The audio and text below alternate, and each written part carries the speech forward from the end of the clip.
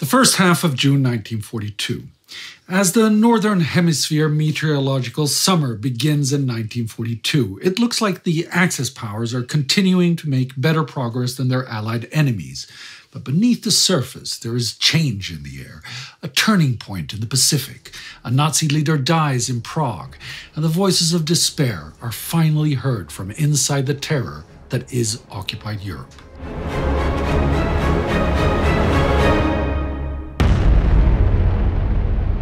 This is War Against Humanity, a sub-series of World War II in real time. I'm Spartacus Olsson. In the last weeks of May, the situation of Europe's Jews continued to worsen as German Führer Adolf Hitler, Reichsführer SS Heinrich Himmler, and the head of the SS Sicherheitsdienst, Reinhard Heydrich, stepped up the pace of deportations and mass murder across the continent. The British bombed the German Roman-era inner city of Cologne with the biggest simultaneous air fleet ever put together, after the doubts about the efficacy of terror bombing's capacity to change the course of the war were ignored. On the 27th, Heydrich, also military dictator of occupied Czechia, was targeted by an assassination attempt in Prague, and a manhunt for the group of perpetrators led by Czechoslovak agents Josef Gabčík and Jan Kubiš began. A manhunt that continues now in the first days of June. Although the architect of the Holocaust remains in hospital in serious condition, the deportations and mass murders at the extermination factories in occupied Poland continue to pick up speed. The Einsatzgruppen continue to dissolve ghettos and murder the inhabitants by shooting. On the front lines in Eastern Europe, hundreds of thousands of civilians remain caught between the Soviet and German ever-swaying front lines. While the situation of the people caught in the siege of Leningrad are somewhat improved by evacuations and supplies over Lake Ladoga, the renewed German offensive in Crimea is exasperating the already hellish situation inside beleaguered Sevastopol. Under the constant bombardment, the roughly 100,000 inhabitants are now forced to live constantly underground. In the German Ruhr region, another RAF 1000 bomber raid takes place over Essen, but heavy clouds impede the bombers and they do far less damage than in Cologne a few days earlier. The RAF suffer heavy casualties themselves, though. In northeastern India, the survivors of the stream of refugees out of Japanese-occupied Burma that began in early May arrive and are pushed together into makeshift camps. The occupied Czech lands, people are beginning to hope, as it seems that reprisals for the hit on Heydrich might not be coming. Prague is under lockdown, and a 1 million Reichsmark award for anyone leading the SS to the perpetrators has been announced. On Monday, June 1st, the Meldungen aus dem Reich, the Nazi secret political situation reports, reads, in the Czech population, there is a continued depressed mood from the fear of expected reprisals for the assassination attempt, although at the end of last week a significant relaxation was to be observed in absence of the feared hostage-taking, school closures, protectorate dissolution, and same such things. Well, that absence of reprisals is only because Heydrich is still alive and seems to be recovering.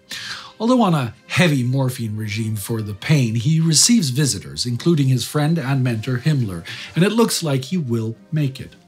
But in Berlin, there is great concern among the rest of the Nazi leadership. Joseph Goebbels writes on June 2nd, the loss of Heydrich would, in the current situation, be more or less irreplaceable. Fears that materialize when Heydrich's condition suddenly worsens the next day. He develops a fever and shortly thereafter starts falling in and out of consciousness. He has an inflammation of the stomach cavity, which is likely spreading, causing systemic sepsis. He also suffers multiple pulmonary embolisms, leading to several edemas of the upper lungs, while the lower lungs collapse. Writhing in fever cramps and gasping for air whenever he regains consciousness, on June 4th, 1942, the architect of the Holocaust dies. The hunt for the perpetrators intensifies and turns ruthless to the extreme. Hitler wants 10,000 Czechs killed as retribution. Himmler's department dissuades him by pointing out the importance of Czech industry for the war effort. However, arrests in the thousands for just the barest suspicions are made. After a few days, the investigation, still without concrete leads, starts focusing on the village of Lidice and Ležáky. The SS are grasping at straws. The only reason they're looking there is that several Czechoslovakian officers known to be serving in exile happen to come from there. Meanwhile, Heydrich's corpse is laying in state at the Prague castle, and on the 7th, in an elaborate ceremony, it is loaded on a train and transported to Berlin, where on June 10th, he's buried with full state honors. The same day, the Germans start a crackdown on Lidice and Ležáky. All males over the age of 16 and all the women in Ležáky are murdered. All the women of Lidice are deported directly to Ravensbrück concentration camp, except 4 who are pregnant. They are taken to Bulovka Hospital, where Heydrich was treated, submitted to forced abortions, and then also taken to Ravensbrück. Most of the children are kidnapped and distributed to German families and orphanages for Germanization. 81 are deemed to not be Germanizable and gassed to death at the Chełmno extermination factory. The villages are burned and the ruins of Lidice leveled. At least 1,300 people have been murdered.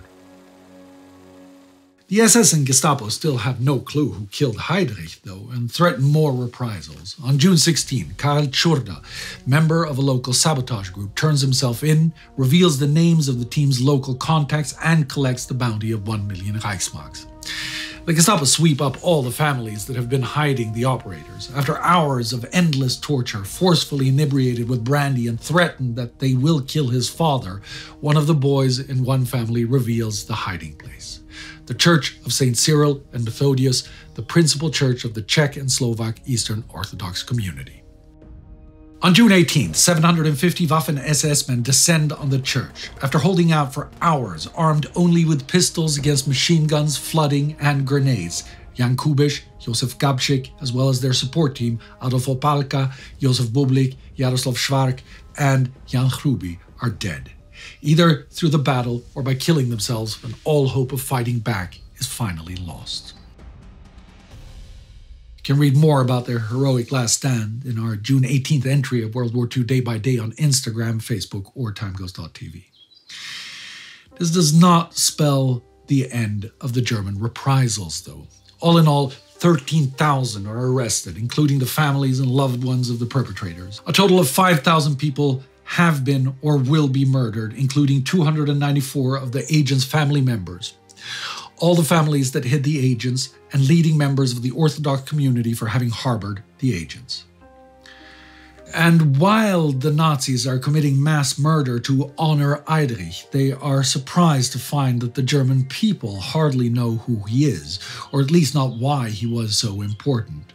The Political Situation Report of June 11th notes, our information indicates that the importance of Heydrich's person only became known to the masses with the posthumous decoration with the highest grade of the German order by the Führer and the publicized obituary by Reichsführer SS.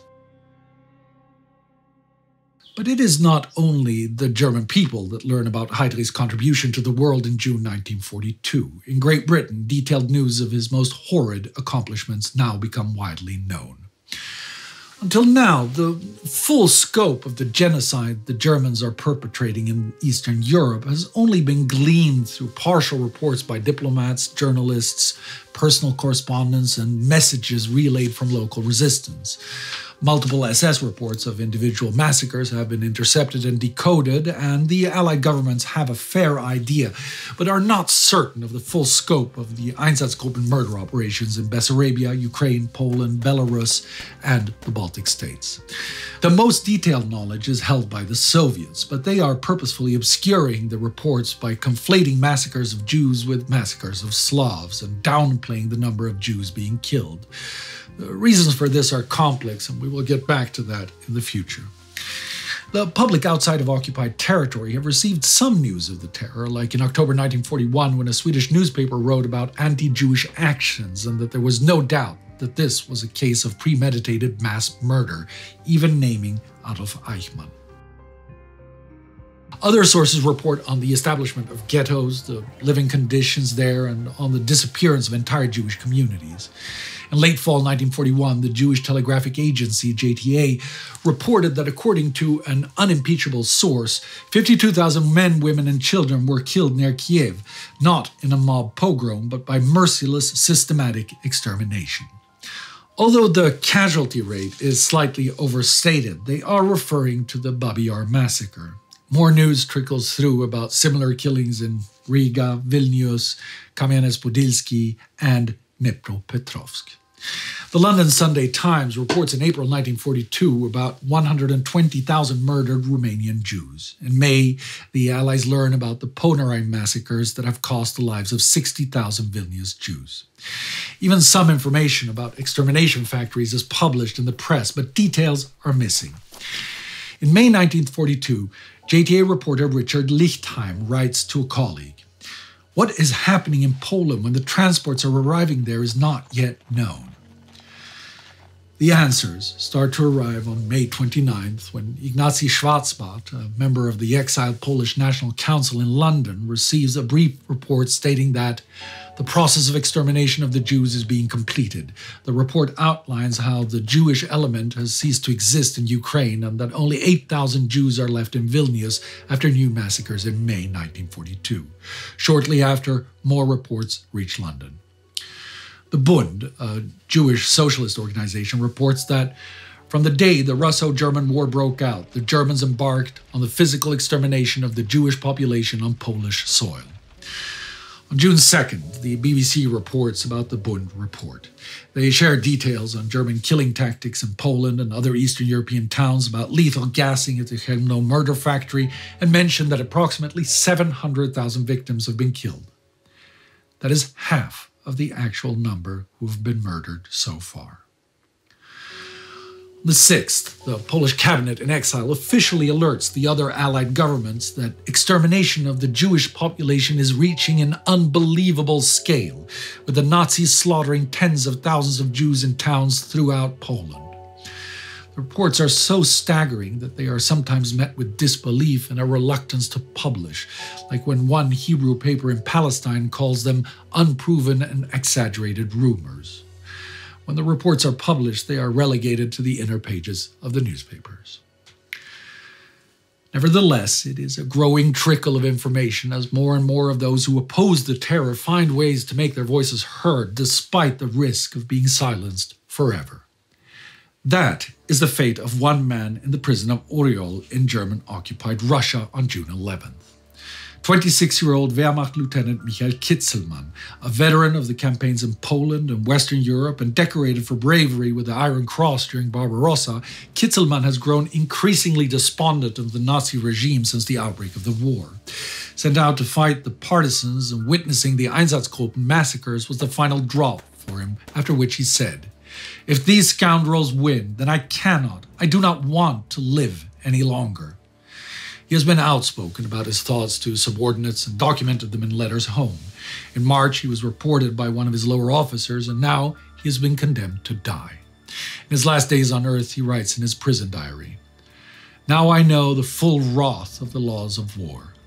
Overnight, I was branded as a criminal only because I had made a couple of despondent remarks about the government. For that, apparently, I have to lose my life, my honor, my friends, and my place in human society. Have I not served my country honorably for 4 years?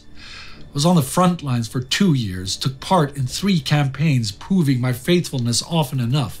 Is this the thanks of my fatherland?"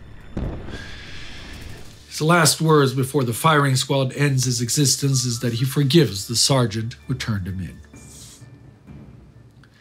The day after his execution, June 12, 1942, in Amsterdam, a bright but otherwise ordinary girl celebrates her 13th birthday. When she was only a couple of years old, her German Jewish parents brought the family to the Netherlands to escape ever-increasing Nazi oppression. For her birthday, she receives several gifts. A bouquet of roses, a potted plant, a bottle of grape juice, which she likes to imagine tastes like what wine must taste like. There's a puzzle among the gifts and some books, but her most precious gift is a diary. That same day, she begins writing. "I hope I will be able to confide everything to you, as I have never been able to confide in anyone, and I hope you will be a great source of comfort and support." A few days later, she writes how writing in a diary is a really strange experience for someone like me, not only because I've never written anything before, but also because it seems to me that later on, neither I nor anyone else will be interested in the musings of a 13-year-old schoolgirl. She is mistaken. As many of you have already guessed, she is Anne Frank, and her diary will become one of the most important historical documents of the 20th century.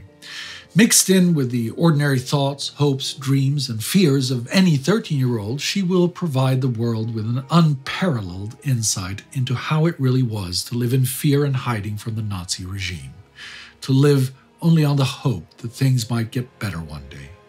Or as she says herself in an early entry when describing the gradual suppression of Jewish life after German occupation. You couldn't do this and you couldn't do that, but life went on. Of course, we know that she is again mistaken. Never forget.